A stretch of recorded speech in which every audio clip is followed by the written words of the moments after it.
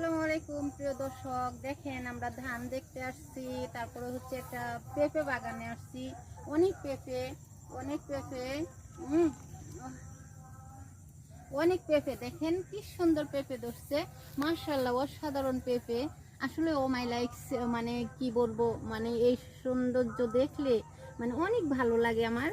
যে ভালো লাগার কাজগুলো আপনারা যে যেখান থেকে দেখতেছেন অবশ্যই বলবেন কেমন লাগে। আর আসলে অসাধারণ পেঁপে বাগান। দেখেন অনেক পেঁপে ধরছে, মাশাআল্লাহ তাবারাকাল্লাহ, সেই সুন্দর পেঁপে। আমি পেঁপে বাগানে আসছি ঘোরার জন্য। সেই আজকে আসলে অনেকটা বৃষ্টি হয়েছে, তো বৃষ্টির কারণে কাদার ভিতর পাড়া দেওয়া যাইতেছিল না। তো আমি এই পেঁপেগুলো দেখতে আসছি, তো এখানে আমি ঘুরতে আসছি। আসলে অসাধারণ লাগতেছে, আমার অনেক ভালো লাগতেছে।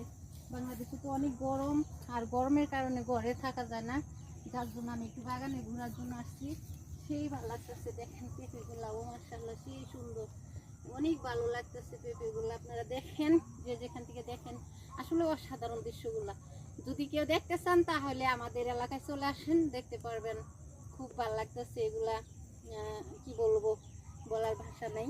কাদার ভিতর পাড়া দেওয়া যায় না, বৃষ্টি হয়েছে তো জুতায় কাদা লাগিয়ে গেছে, অনেক কাদা, বৃষ্টির জন্য কাদা। ঠিক আছে, আসসালামু আলাইকুম প্রিয় দর্শক।